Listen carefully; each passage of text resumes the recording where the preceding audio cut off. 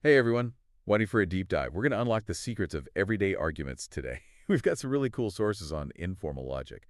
And don't worry, this isn't like your boring high school debate club stuff. No, not at all. Get ready for a treat because we're going deep into the arguments we see all the time, like on social media and those scientific papers, even how that one persuasive friend always seems to get their way. Okay, you got me hooked. But before we go after my friends, maybe we can break down what this informal logic thing is all about. Well, you know the Stanford Encyclopedia of Philosophy? Sure. They describe it as, well, it's trying to make logic actually useful, like for real world thinking and how we can all get better at it. It's for the arguments we use daily, not just those super formal ones from, philosophy class. Oh, so it's less about winning a shouting match and more about actually understanding why we believe things. You got it. Informal logic is all about explaining the why. It is giving reasons, showing your evidence, explaining why you see things the way you do. I see. So less about being right and more about explaining your thinking. Okay. The source had this example, a simple one, about small businesses. They said, small businesses are important because they provide opportunities. Perfect example. See that word because. Yeah. That's how we know we're moving from just a statement to an actual argument. The because is giving us the reason, that premise that's backing up the claim. So every time I hear because I should get ready for an argument. Well, it's a good clue. Sometimes, though, it's just obvious someone's trying to convince you, even without a because. The point is, they're giving reasons for their view. Right. Makes sense. So we have a claim and we've got reasons. Is that all there is to an argument? Well, get this. Arguments aren't always just words. We can use pictures, videos, even sounds. Think about those Mars rover pictures. Powerful stuff. Wait, hold on. Pictures could be arguments. I'm going to need a visual for this. Okay, so remember those NASA photos, the ones where the Mars rover is digging a trench? Uh-huh.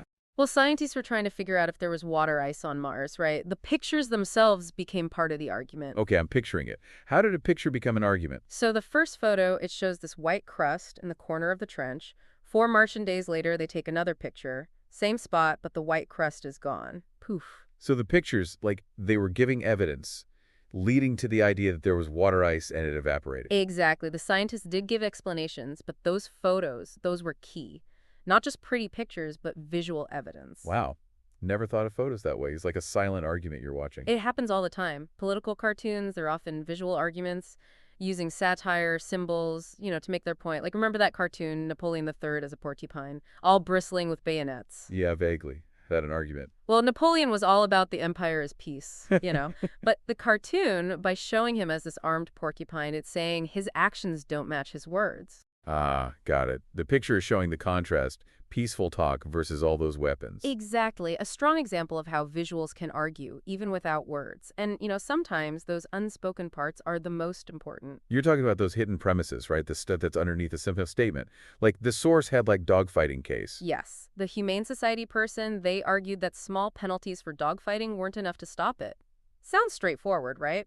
But let's look closer. I have a feeling there's more to it. You bet. There are hidden premises at work here. Like, one is that criminal penalties should be all about stopping people from doing it again. Another is that prison, that's always a strong deterrent. So the whole argument, it relies on these unsaid assumptions. Absolutely. These unstated premises, we call them enthymemes, they're key to figuring out if an argument is any good. What if we disagree that punishment should be all about stopping future crime? What if we think there are better ways to stop people than prison? The argument falls apart, even if what they said out loud is true. Whoa, I'm starting to see how knowing these hidden premises can totally change how you see an argument. It's like one of those optical illusions, You think you see one thing, then you shift your view, and bam, a whole new image. Mind blown? Informal logic, it's like a decoder ring for everyday arguments. And we're just getting started. Welcome back. Still diving deep into informal logic. We're learning to spot those hidden premises, right? Decoding those everyday arguments. Exactly. And speaking of hidden stuff, let's talk about judging premises as just true or false.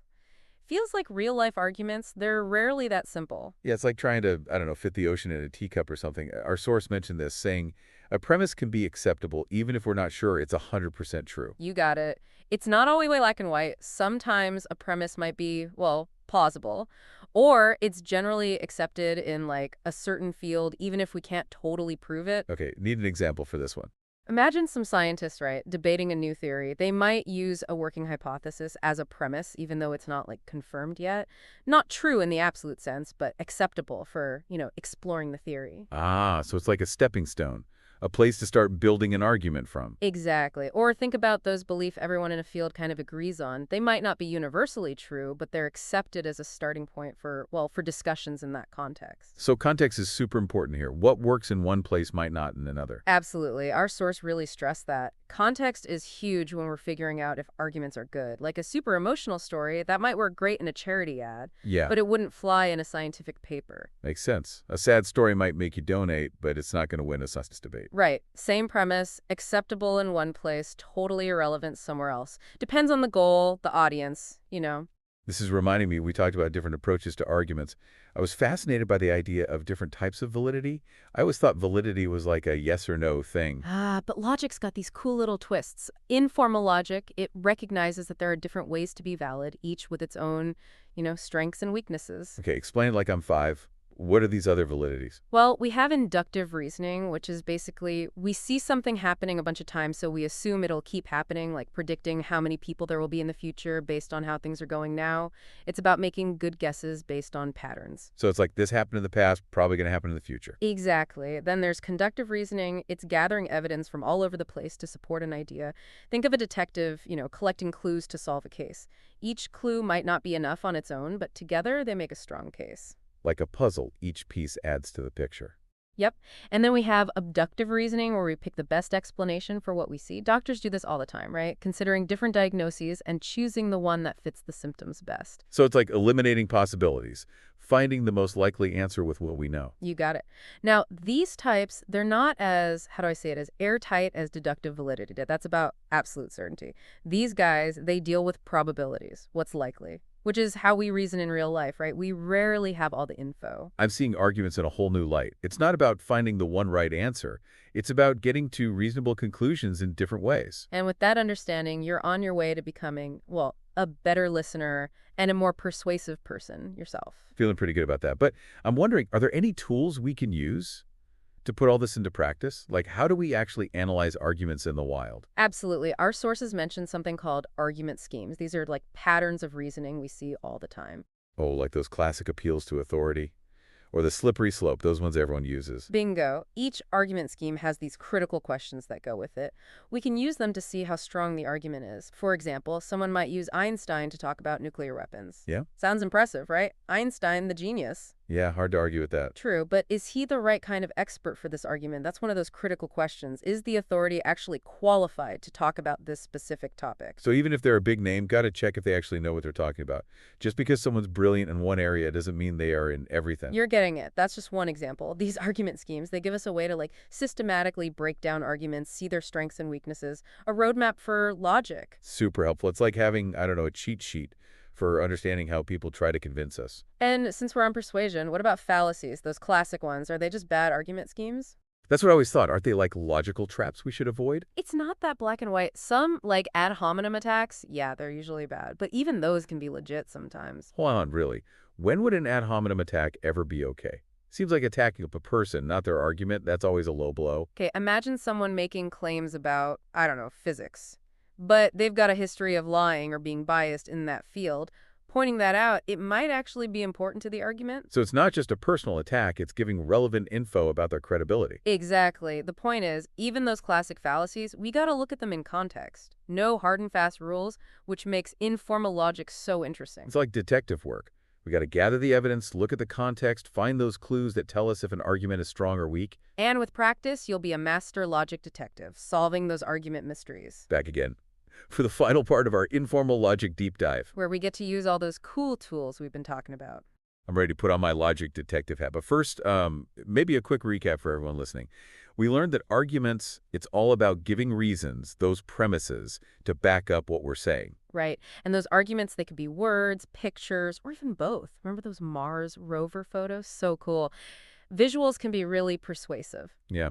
We also talked about unpacking the hidden stuff, the enthymemes, right? They're hiding under those simple statements, but they totally change how we see the argument. Absolutely. And remember, acceptable isn't always the same as true when it comes to premises. Could be plausible, like generally agreed upon in a field, even useful in a negotiation, even if we're not 100% sure it's true. And don't forget, validity comes in different flavors. We've got that rock-solid deductive kind, but also the more subtle ones, inductive, conductive, abductive reasoning. And we've got our toolkit now. Argument schemes, critical questions, all ready to help us break down those arguments we see every day. Phew, we did cover a lot.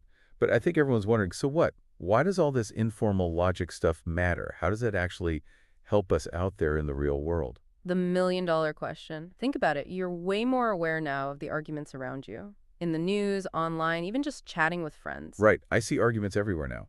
And I'm not just like taking it all in anymore. Exactly. You're analyzing, right, spotting hidden assumptions, figuring out how strong the reasoning is. You're not just watching the argument, you're in the game. I feel like I have a superpower. I can see through those like weak appeals to authority now, those slippery slopes trying to trick me, all that stuff meant to like shut down my critical thinking. And now you can make your own arguments better, clearer, more precise. You can guess what questions people will ask, build strong arguments that actually convince people you're not just giving opinions, you're building a case. And this is bigger than just like winning debates, right? This is about being a better thinker overall, a better communicator, a more informed person. Exactly. Informal logic, it helps you in every part of life, relationships, work, even just trying to understand all the information out there these days. It really is like a toolkit for understanding and engaging with, well, everything. And the cool part is this toolkit, it keeps getting updated. That's right. Our sources mention how research on visual argumentation and all its different forms is still going strong. Imagine the new ways we'll be arguing as technology changes how we talk to each other. The future of arguing.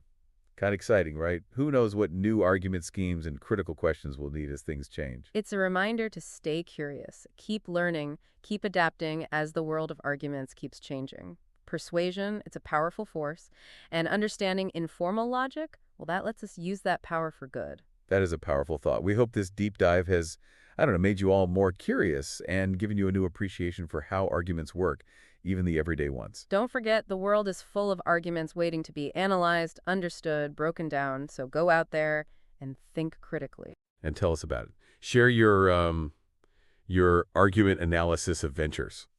We'd love to hear what you've learned from this deep dive. Until next time, happy arguing, everyone.